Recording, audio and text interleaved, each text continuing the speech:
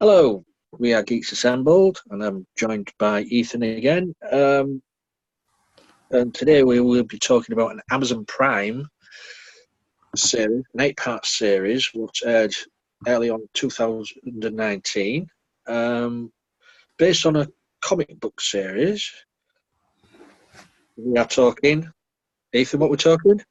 The Boys. The Boys, yeah. I don't know much about this, the comic series and stuff like that. I'm fairly new to this. Ethan knows a bit more details about it, so I'll pass over to Ethan and sort of give us a history of the Boys. Yep. Well, it was The Boys is written by a comic by Garth Ennis, who is a brilliant writer. And I suppose in many ways, he's kind of like the Quentin Tarantino of the comic book world. His comics go far. They seriously go far.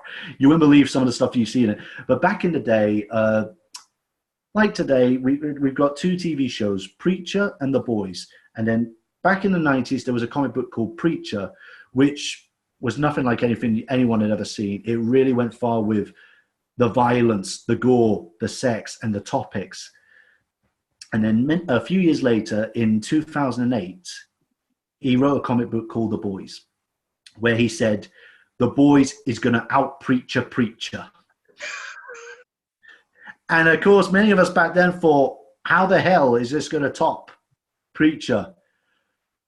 My God, some of the things you read in this, I can honestly say it is one of the greatest comic books I've ever read, because it's a story where it's so topical and relevant for today with how it is.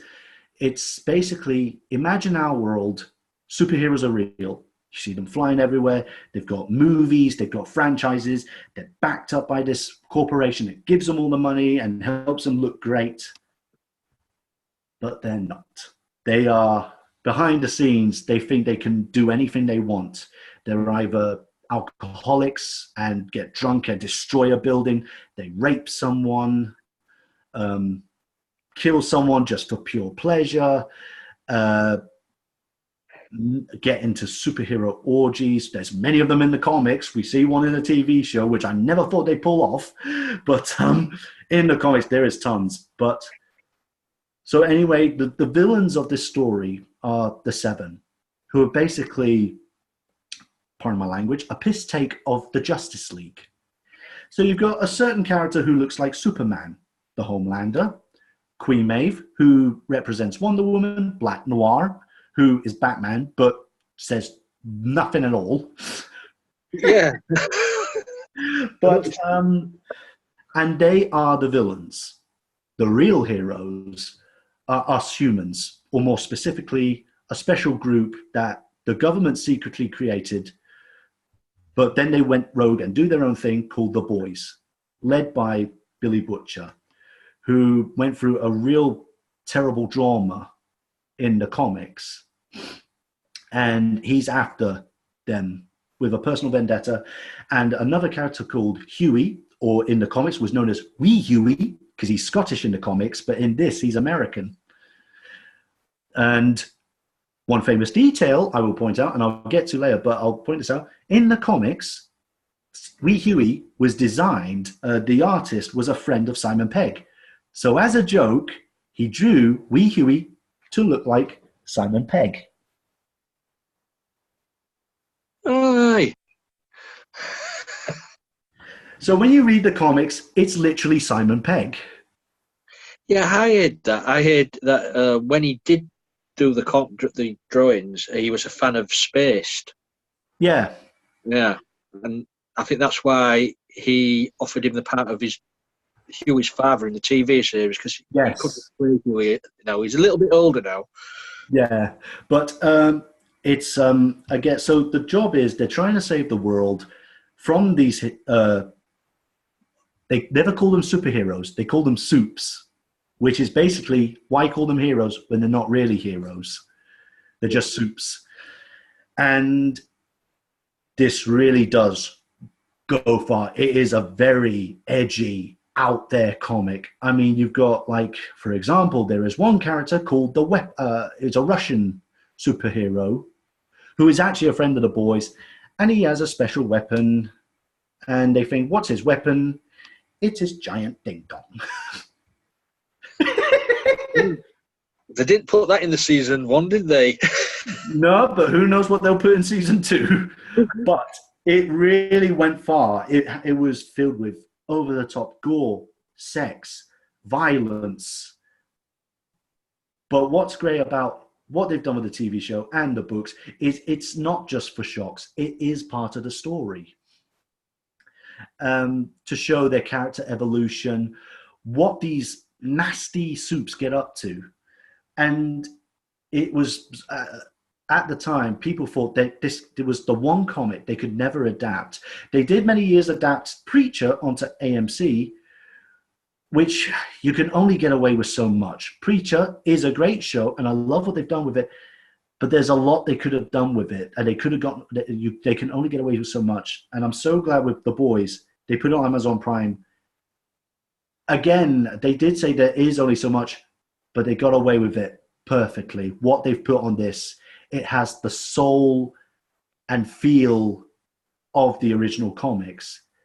And it's just absolutely brilliant. And I would actually say this is the best TV show I've ever watched, because they've really done something different where for years they couldn't adapt this comic. They said, there's no way we could adapt this. It's too far out there. How the hell do we get away with this?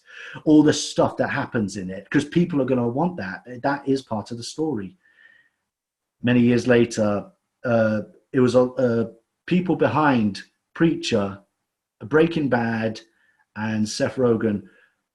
Thank God these guys got together, and they said, do it on Amazon Prime. And they had Garth Ennis, who wrote the original books, to do this. And believe it or not, one of the things I love about this show is they've changed the storyline. So as a comic book fan, and I will explain this, as a comic book fan, even I'm going into this. I thought that they had, like with Preacher, you can only, it's a certain story, isn't it? There's a creature called Genesis. God's not in heaven anymore. He's done a runner on Earth. These guys get together and do a road trip. They can't change the story. They've obviously just done things a little around, but it's still the same story. With The Boys, you could easily say superheroes are real, but they're not real. They're not really good. You've got The Boys, and they've done their own thing, which is a very ballsy move. You could have movies like The Dark Knight Rises where they've adapted No Man's Land, Nightfall, so you recognize it. But they've changed the storyline in this. They've actually changed it, and they've put little bits in it. Like, for example, there's a plane scene in the comics that was to do with 9/11. But in this, they've changed it. They've modernized it. They've perfectly modernized this. I mean, what a perfect attempt they've done with this. All they've done is taken little familiar bits from the comic and modernized it, because they even said if they did it full-on adaptation, it's not going to look great. It's not going to work. It's going to look like a time capsule from 2008. But they've modernized it perfectly. They've made the Homelander, played amazingly by Anthony Starr, full-on evil. He is one of the best villains I've ever watched, and he's just evil. And they've adapted all the characters perfectly. Like, there's more detail to them. Even The Boys. My favorite character is Billy Butcher. He's bloody brilliant. Oh, bloody brilliant, mate.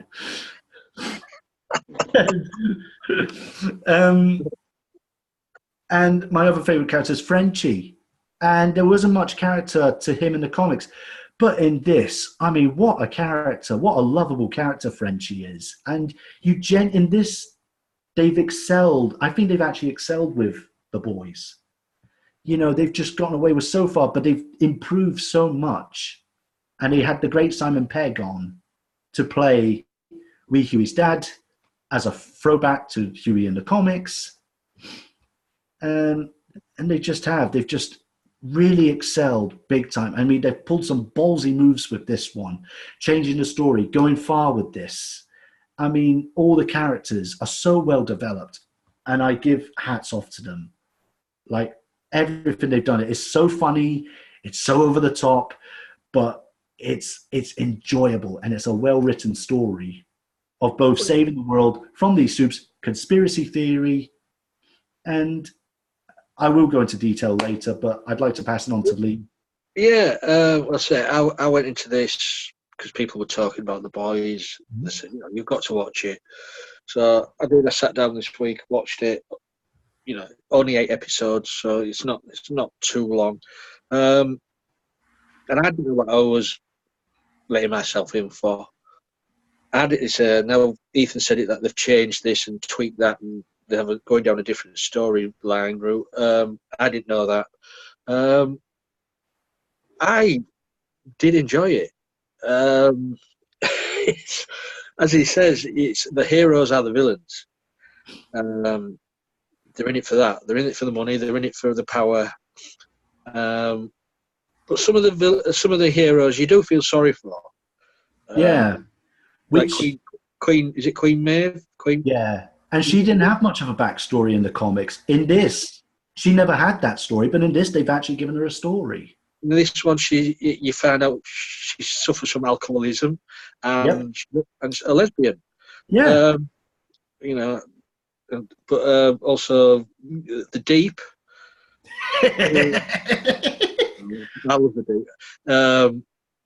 He's the comedy element every now and again, but also he's a sexual predator. But you do start feeling sorry for him as the episodes go along. Yeah, I never thought that, because a little fun fact is in the comics, it's actually the Homelander who says to Starfire, "You want to join us? Go down on me." It's the Homelander who does it. Well, it's Homelander and 3 other characters, 3 other soups. All right. But in this, they've obviously modernized the Deep to represent like the typical, "Oh, look at me," that whole Me Too movement, wasn't it? That film producer. One of the great things about that show was, it is, you could relate to all that and go, "Oh yeah, that's like what just happened there on the news. That's pretty true." I mean, also as well, you had Translucent. Yeah, great villain. Just brilliant, a guy who can turn himself invisible, and he's a bit of a pervert as well, because he always ends up in the women's toilets. Yeah. And good on the actor as well for going full frontal naked in the scenes as well. Yeah, well played to him. I mean, but I just, from episode 1, I thought, I'm going to enjoy this. But Homelander, he's one crazy mother. And Billy Butcher's, well, I think Billy Butcher's on the same level as him, to be honest. It does play with that story. It's, again, because they changed the story, I'm now realizing it. It was nearer to the end, I thought, I don't know what's coming, because I thought they've just changed it around. But then they changed it where I thought, oh, I don't know what's going to happen now. So, but which is the beauty of it. It's like when I first read the comics, I didn't know what was going to happen. I'm excited. They've done the same with this, and it's so excited but they've still kept the soul and spirit of the comic. Where you do question, who is worse? What's going to happen? They are kind of on the same level, where the Homelander is, he clearly is pure evil. He's but also you've got the corporate, what's in it? I can't remember her name now, played by Elizabeth Shue. Oh, and I should know this. She's the head of the corporation who's in charge of the superheroes. Yeah. Yeah, she's as bad. Yeah, she's just as bad as well. Yeah. Gets her comeuppance in the end, though. Oh, yeah. But I mean, some of the scenes are a bit graphic, gory, and as it's been mentioned, the one of the scenes is the hijacking of an airplane. The that was just a bit horrific. It I wasn't mean, nothing gory or anything like that, but it was just horrific the way Homelander just turned when he realised, you know, that there's no way they could save the plane. No, leave everybody. Let's go. yeah, Whoa, and then he turned on all the passengers and telling them to get back. yeah. I never thought they could pull that scene off because I thought, how could they pull this one off? In the comics, it's to do with 9/11, and it is absolutely destructive and carnage. Yeah. And with the Homelander, you know he's a bully from the start, so there's no quite. You just know he's a bully. But in this, the plane scene, it's so emotional. That's what they did. It's just they made it proper horrific and emotional. And the evolution of the Homelander from thinking, you think he's the good one, but he's the worst of all. He is, yeah. I mean, they're all bad. I mean, they've all got their problems. I mean, A-Train's a drug addict. I love what they did with him in the series. He just hate him. You can't. I don't know. Those moments where you think, "Oh, I feel sorry," but then you think, "No, he's just nuts on drugs." Yeah. I mean, the way episode 1 where he just runs through Huey's girlfriend. Yeah. That was whoa. Yeah, and that's right out of the comics as well. Yeah, but what's the other one? I'm trying to think of all this. So, I mean, you've got Black Noir, haven't you? But I hope he does something else in season 2. Yeah, I'm.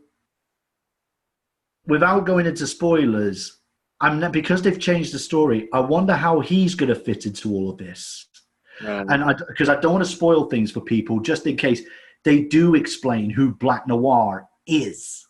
Yeah, because he's always masked, so you don't see the face. Yeah, but because the way the story's changed, I don't know how he's going to be explained. But I think they will in some way. They're obviously going to modernize it and retell it, but differently. But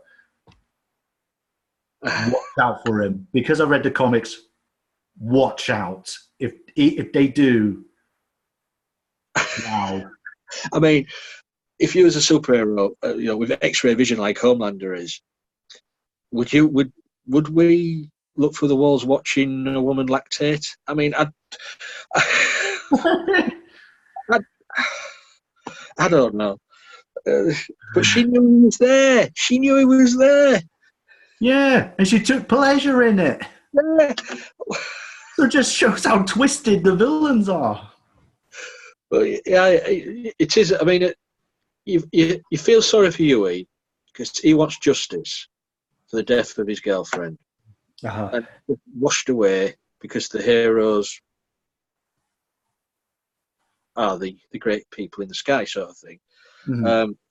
We also, as well, the great people in the sky who live in a high-rise tower, strangely like the Avengers. Yeah, the Avengers Watchtower, isn't it? Yeah. But yeah, I enjoy. I mean, everybody in it, brilliant acting, really is. I mean, even just the cameo, small portrayals of people, brilliant. Is it Kiami, the Asian nutcase who was high on drugs? Oh, the female. Yeah, is it Kiami? Yeah, something like that. She was one brutal. She was brilliant. What they've done with her is fantastic. In the comics, again, the story was different because in the comics, how she actually got her powers was, unfortunately, there was a big accident when she was a baby. Her family and all that got killed. And as a baby, ate body parts of superheroes. Yeah. Oh. So that's how she got her powers.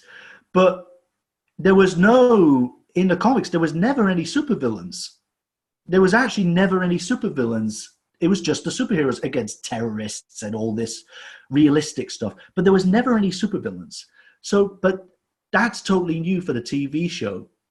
The whole origin of the female is so much better, and it's so much in depth and detail that you genuinely care for her. That she is designed to be the world's first supervillain. All right. As they say, as in one episode, Billy says, without swearing, they're creating bloody supervillains.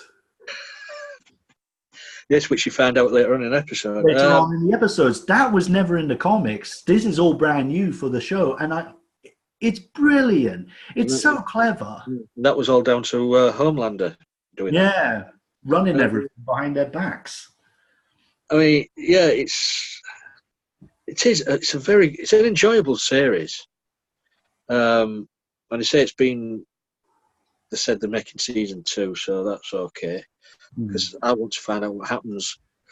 Yeah. How Billy Butcher and Homelander are going to get on. How it ended, I don't know. So do I, because I don't know. I suppose everybody's seen it now, but forewarned, spoilers. But in the books, what really got me, and I thought this was so bloody clever, in the story that they said what happened to Billy's wife, how she got raped by the Homelander and then got impregnated but got ripped apart and the baby didn't survive. That is what happened in the comics. She is actually dead in the comics. And there is a bit more to it, like her getting raped and stuff. But in this, they've changed it to like a story to hide the truth. So any of us fans who have read the comic, we all thought, oh, that's like the comic. But it's not.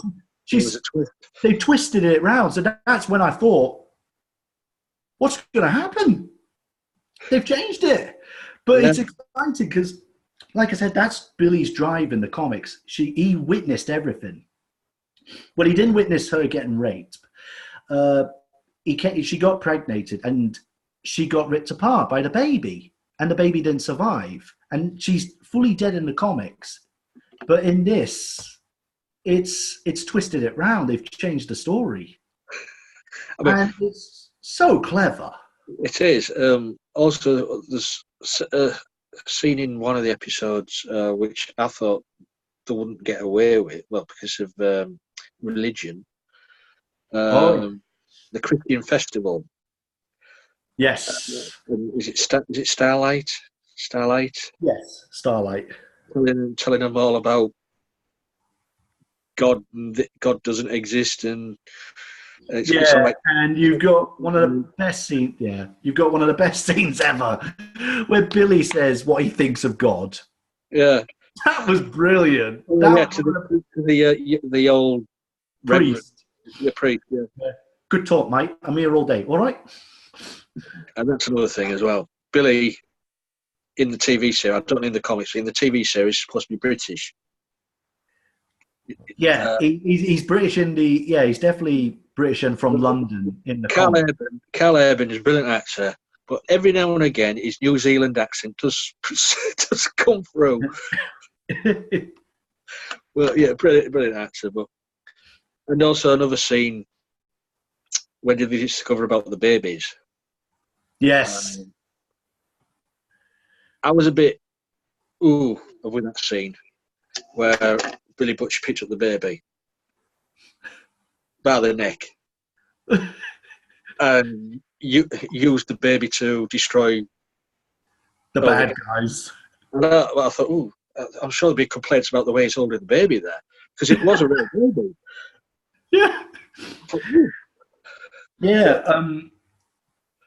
I'm not gonna lie.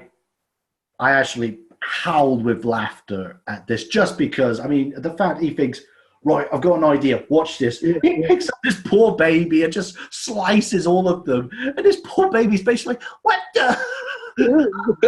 Just the expression on the baby's face, I thought, ooh. The poor baby's like, oh. He goes, you're brilliant. Mwah. I just... Oh. Well, for me, and he's not in it much, the Deep is the comedy element for the superhero villains. Uh-huh. because he's thrown back into normal society after being ousted as a sexual predator. Uh-huh.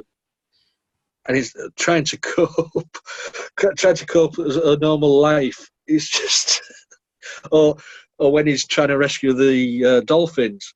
I mean, we can't go into the, but it just, they're so funny. And you think, oh, you're going to get animal rights people up in arms about them scenes, and Uh-huh. But what funny, hilarious scenes. I mean, it just goes so far. And yeah, you'll get people complaining, but welcome back. I mean, this is like from a time where the comic was from a time where PC wasn't around. They could get away with anything and offend everyone. I'm so glad they've done this and gone far with, I won't go into detail, the dolphin and a certain other scene in a store where talking to a lobster, and it doesn't quite go the way it does, but it just goes so far, and it's just offensive. It's diabolical, but it's so funny and brilliant. As well, I like the scene where this woman abuses him with the gills. So it's sort of a reverse thing. Yeah. Turn and put him in his place, sort of thing. Yeah. But yeah, for me, I hope they make him a bit more, give him more to do in the second season. Yes, I think they will. I think they are. They're good. From what I've read, they've got a lot of characters they're planning, and they've got one character that I've had constant friends talk to me about, saying, "Why is this member of the boys not in it?" That member is a bulldog called Terra. A bulldog? Yes, and you get a glimpse of him in a flashback of Billy's life before the boys. Oh, it was in a cage, in a like a cage in the bedroom. Yeah, it was like in a little bed. There was a little bulldog. Yeah. That bulldog is a big character in the comics. And he is in the comics, his name's Terra, and he's always there. And I wonder if they might do this in the series. In the comics, he's personally trained Terra to attack Soups, go for the genitals, and rape other dogs. Oh, right. They're annoying. Well, they might. I don't know. Will they? I don't know. And it's a lot of characters that they've mentioned that they're going to bring in, and they are good. I think with this what they've done in series 1 is so it's enough. It's like an introduction, and I think with season 2, they are going to go more. We are going to get a lot more. I wonder, are we for season 2? Then are we getting more episodes? I couldn't tell you. Yeah. But there's many storylines. I mean, I thought 8 episodes. I thought 8 episodes an hour long was long enough. It was that's the right. long enough. Yeah. Yeah. It's I'm looking forward. I mean, they're producing it now, making it now out of the second season. So yeah, they're filming it now. That'll be out next year, most probably at some point. Yeah. So we'll just have to sit and wait and see what happens. But I've totally enjoyed it. Really did. And as she says, Simon Pegg was in it, but he wasn't in it much. He was only in about 3 episodes, and there were only short bits in each episode. Yeah. But each character, I mean, we never. There was one where they retired him at the beginning. I can't remember the name of the hero now, but we never saw it. So they got rid of one hero even before we. Starlight replaced. Yeah, it was I think it was something called Lamplighter. Something like that. Yeah, never saw it. It was a villain. Yeah, he was Soup, who from what I remember, caused the boys to disband because he murdered. If you've seen it, they meet up with this old woman who was the creator of the boys. Well, is it Mallory? Mallory. Yeah. And she lost her grandkids to Lamplight because of something happened. As she mentioned, they got killed. There was a fight, and there was a big cock up. And they say he's retired, but he's actually. Oh, right. So that's when they say they're retired, that means they've, yeah. So they make it out to the public. It's okay. He's retired. He's okay. But it's the classic heroes trying to make themselves look good and to calm the public down and make them think, oh, it's all okay, whereas it's not. Oh, okay, and it's all fake. Yeah. It's like the Homelander video going back to his childhood house, and I've never been here before, and they're like that video. Yeah. It's all fake. It's all corporate. Mm. It is a really brilliant, well written. Are the creators of the comics, have they got any input on how it's written, or is it just a different writer who's doing it? It's the writer who's doing this is, believe it or not, the guy who's behind Supernatural. Oh, all right. Yeah. So, but what he's done is a fantastic job, and he got Garth Ennis. He said he didn't want to mess this up, so he got Garth Ennis on board. So him and Garth Ennis and Seth Rogen have all been collaborating, and Garth Ennis has pointed out saying, well, if you're going to change that, you need to make it like that. So he's kept them on track to say that character needs to sound like that. And even Garth Ennis said, we're going to have to modernize it, but I'll give you a hand from the depths of my mind how this is going to work. Well, this is it. That's the best thing to do, is to get the creators involved. Uh-huh. If you don't get the creators involved, then it could go down another route. And exactly. The thing about this show is it could have gone either way. It's a very hard to adapt show, but so is Preacher, really. But they've just they've sort of worked it out. But it's I suppose it's a different kind of way. But with The Boys, you do think, how are they going to do this? Yeah. And how are they going to get it right? They nailed it. They absolutely nailed it on point with everything. Oh, brilliant. I was I'm it's glad. Just so much better. Like I said, all The Boys, you vaguely get to know bits and pieces of them in the comics, like Frenchie, Mother's Milk, who I don't know if I should go into why he's called Mother's Milk, unless they do it in the series. But there's a reason why he's called Mother's Milk. The female, they just got them so detailed. You just care and know about every character. Oh yeah, I'm looking forward to the second season. I'm glad I was not talked into, just persuaded to give this series a chance. Mm-hmm. Which I was going to get around to, but I got around to it quicker than I thought. I sat through 8 episodes in one day. Hey! Believe it or not, so did I. I thought it's a show you could watch again and again. It's that fun. It's a very fun show. And yeah, it goes far, but it's so relevant and fun. And nothing like I've ever seen done on TV. Yeah, and it's Amazon.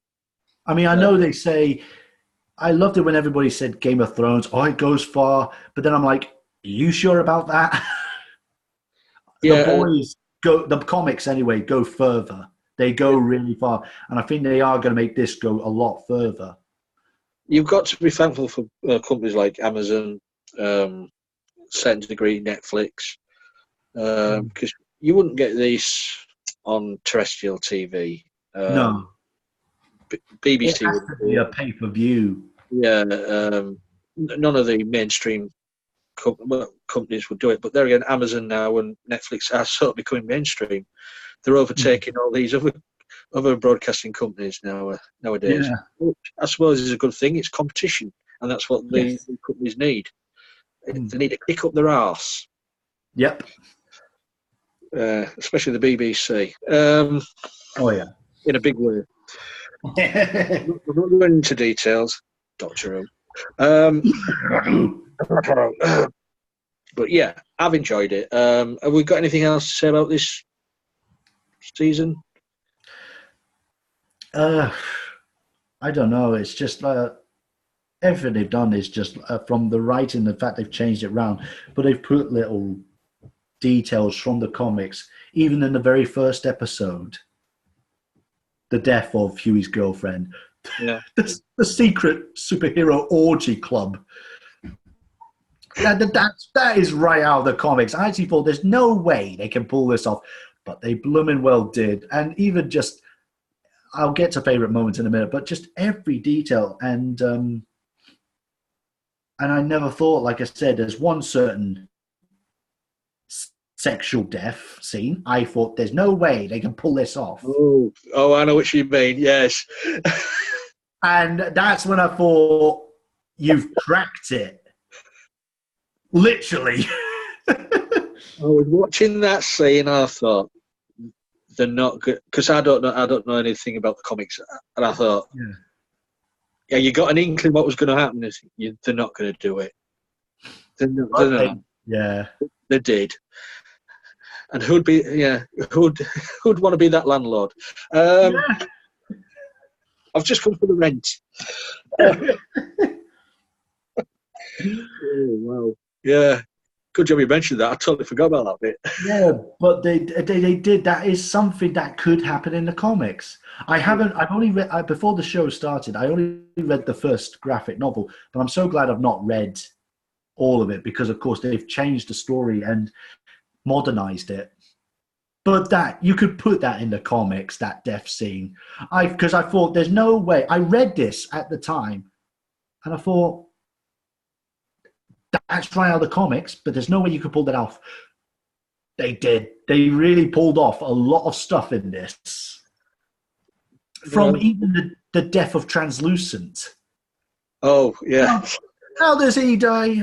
Dynamite up his arse and then pow. Yeah, because they couldn't get through his skin. Oh, I haven't got an idea. Yeah, we haven't tried that. I know what he's like. He's just like a turtle. Yes.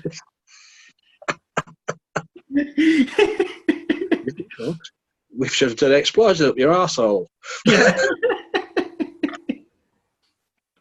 Oh, brilliant. Oh, dear me. Yeah. Yeah, it's a brilliant series. And I hope it gets more than just a second series. I hope they get another third and maybe a fourth, just to spread it out a bit more, get more characters in there. I agree, and I think they will because everybody's been raving about it. And I'm so happy it's getting the recognition it deserves. It's a brilliant show and a brilliant comic. Both are equally great, but what they've done with this is just amazing. I absolutely love it. I love it so much. So I'm glad I caught it and watched it. So yeah, big thumbs up to everybody who persuaded me to watch it. It's a pity that none of the other part of the group would sort of be up for watching it.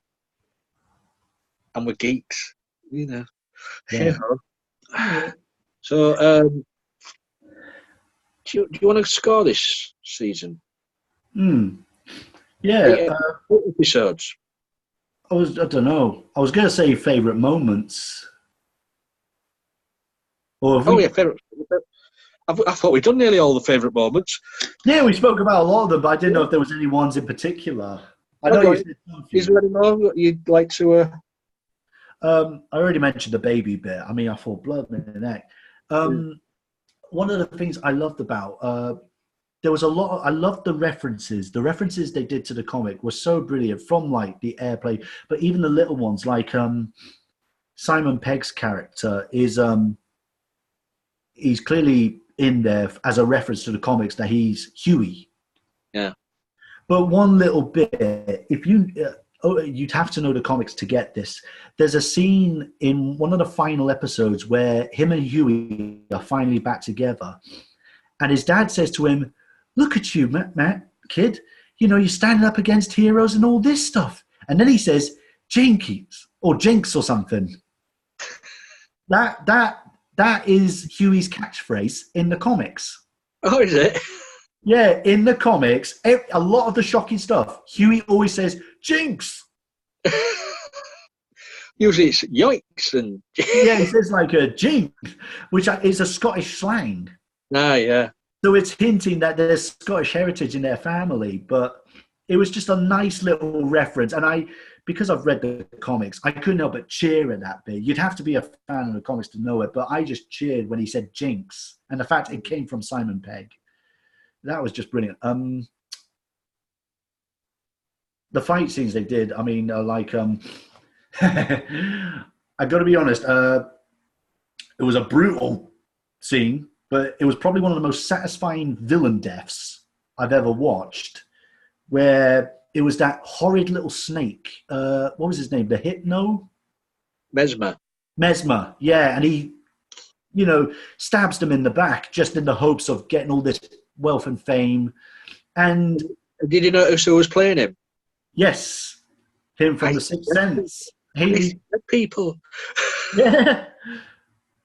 And I thought, my God, I never thought they would cast him as that. But it was that scene where Billy goes after him.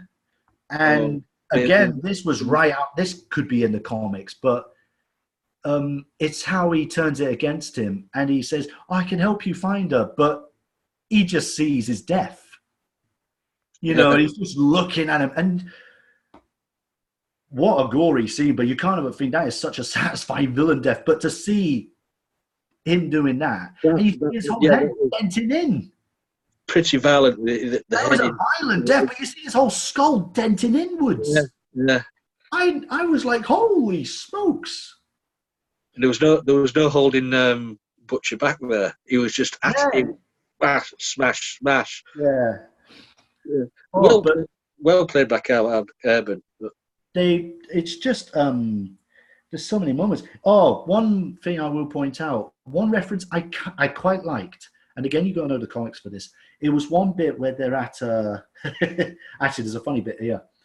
It was sort of like that meeting in a church, you know, people who have witnessed all this stuff happen and they've lost something.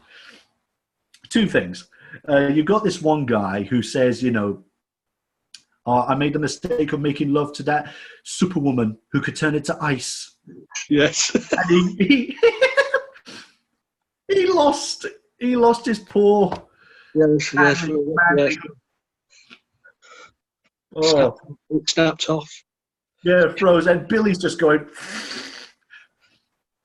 But yeah, that was good. But there was a little reference there, which I recognize from the comics, where a woman mentions a character called Tech Knight.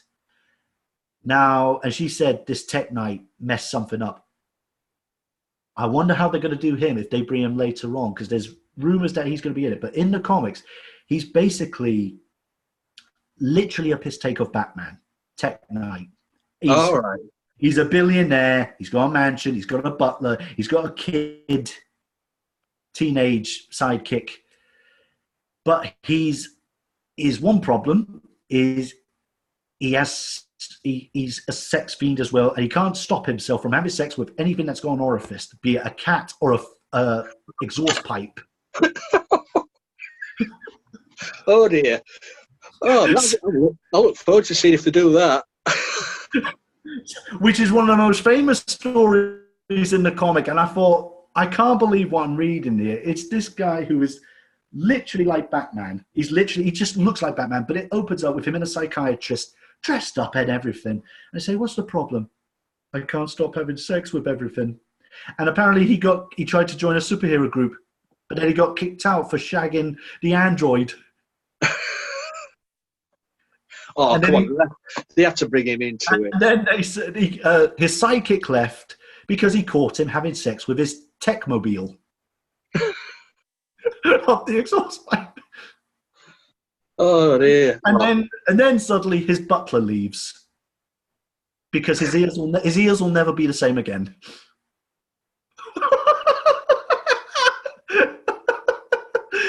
Oh, they've got to do that. They've got to go down that road. And if they do this, it's going to be it's messed up, but it'll be such a funny take on like Batman and all this, you know. But they just think, yeah. Even the boys are like, "What the hell are we hearing?" Oh dear! Oh God, I can't wait. Bring on the new characters. Bring on the next load of. I think that's what they're doing. They may have changed the whole storyline, but they've taken bits, obviously, and put them in and modernized them. I don't know how the story's going to end. That's the thing now. How it ended was brilliant. It was absolutely brilliant. It was such a twist. was a twist, and as you said, And that's made me so excited because again, now I don't know, is it going to be the same ending from the comics? Is it going to be the same outcome? But I think it is going to work it out, but modernize it. But they have changed it completely, so it is going to be different. But I'm so happy. They've changed it, but it's still working. People are raving about it. It works perfectly. But if they do the Tech Knight story, it's just well, they did the Deep, so I know the Deep is it's stood there in front of Starlight. And the psychiatrist said to Tech Knight, after the interview, the psychiatrist walks out and he's saying, "Where's my pet cat? Where's my cat?" Not realizing the cat's still in there with Tech Knight, and Tech Knight's like, and then the psychiatrist goes, "Did you just? I'm sorry, I couldn't help it." And the poor cat's limping off. Oh yeah, yeah. Bring it on. Let it upset a lot of people. Yeah, and even the poor butler, I couldn't help. They say the butler's going to, which the butler gives away what this guy's really like, and they say, "Can we see him? There's bandages on his ears. Please don't tell us he did what we think he did." "Yes, my ears will never be the same again." I wish I never bent over. Oh dear. It's shocking that I was howling with laughter with these comics. Dear me, I'm looking forward to it now. I mean, you've said loads of favourite. I mean, I just love every bit of it. It's brilliant. So we'll go. If you want to score it, should we do it like 8 out of 8 episodes, sort of thing? Yeah, let's do it. Go on then. So, what are you going to give it out of 8? You probably know I'm going to do this, but it is going to be an 8 out of 8 for me. It's 8 out of 8. This is the best show I've ever watched, and it's now become my favorite show because of what they've done with this and everything the ballsiness they've put into this and the effort and just the gutsiness to actually put this on TV and even say, we're going to change the story. It might not please the hardcore fans. I don't get hardcore fans because I consider myself a hardcore fan, but I'm not one of these ones that complains their head off. No. I love what they've done with this. It's just amazing.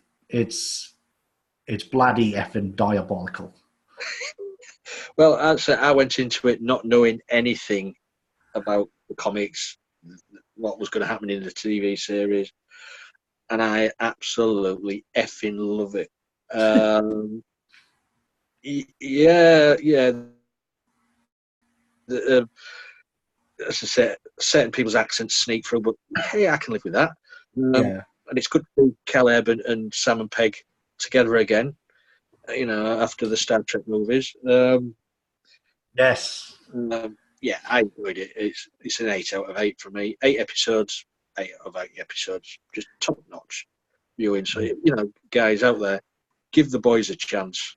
Give it a watch because it's you need to watch this before season 2 even comes next year because you need to know the background of what's going on in this season. I loved it, and I'm glad we've talked about it today, Ethan. Me too. So, shame we're the only two here, but hey, we know what we like. So, you guys out there, if you like what you see, on YouTube, give us a thumbs up. We're on Twitter, we're on YouTube, we've got a Facebook group. Leave a comment below. Let us know what you thought of the boys. Also, if you want to join our group, we talk about anything really, classic movies, modern movies, TV, audio dramas, you name it. We'll give it a go. We'll even do album reviews. So, if you want to join, comment, we'll try and get you involved somehow. So, until next time, we'll be seeing you.